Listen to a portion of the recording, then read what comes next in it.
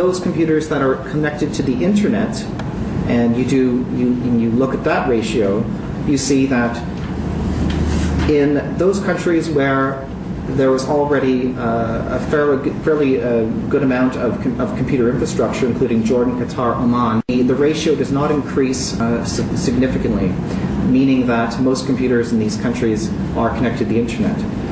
In Palestine, basically the ratio doubles.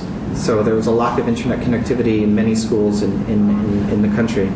In primary education in Egypt, it actually quadruples. It goes to 441 students sharing a single computer with internet connectivity at the primary level. It does decrease somewhat to 94 in lower secondary. This shows you some of the sectoral disparity, looking at those same indicators I just showed you. It shows you that, for instance, between the public and the private sector, it was 441 students sharing a single computer in Egypt in primary education. That goes all the way up to 719 students sharing a computer in the public sector.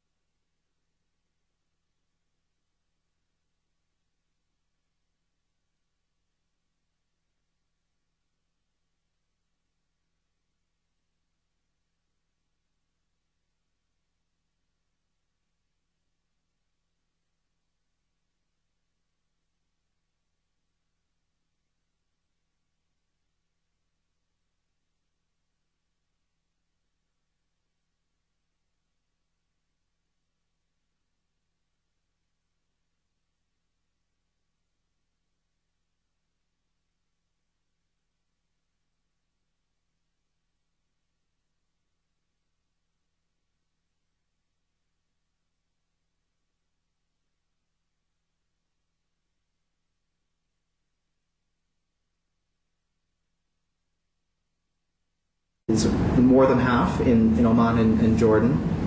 You can see, interestingly, that in Palestine there's a low level of internet connectivity in general. However, these connections are mostly broadband. This looks at the types of ICT instruction that is occurring in countries. It shows that countries have different policies and different ways of addressing the needs of students. It shows, for instance, that in Oman and Jordan and Oman, there are very high levels of computer-assisted instruction, CAI, or internet-assisted instruction using the internet. They also continue to have fairly high levels of radio and television assisted instruction. You will see that in Palestine, however, given the low level internet connectivity, there was 24% of primary and secondary students using internet connectivity in a pedagogical fashion. They fill some of these gaps by using older forms, including radio and television. And this is also somewhat. However, if you look at Egypt, you'll see that there are fairly high levels of computer-assisted instruction. If we think back and we look at the computer resources and the ratios involved, the quality of this computer-assisted instruction is not going to be perhaps sufficient given the low levels of computer infrastructure. There are also fairly low levels of radio and television-assisted instruction in Egypt. And these are methods, though, that, however, have been shown to be very effective in disseminating education. So the way forward, we need to not overburden countries. We know countries get a lot of questionnaires, so we don't want to ask too much. There's a frequent lack of international comparability sometimes during certain indicators, and this is a bit of a challenge for us. We need better contextualization and more metadata. We need also better indicator refinement and precision. And in the area of ICTs, ICTs are rapidly emerging and, they're evolving, more importantly. So we have all sorts of new forms of education, including ICTs, including tablets and smartphones, and how do we sort of take this all into sort of consideration and do these ideas of radio, television, internet, computers, do they make sense anymore? So how do we go forward and how do we measure these things? I just want to show you actually quickly this enrollment slide. And going back to enrollment, I appreciate Anna's talk before about children out of school. However, of course, this refers to enrollment, so those children that actually are in school and are exposed to ICTs, whether they be or not. We don't find that there are significant gender differences in these 5 countries in terms of participation in programs that have radio, television, computers, internet. What we do find is where there are some differences, they tend to favor girls, but these are few. But at the same time,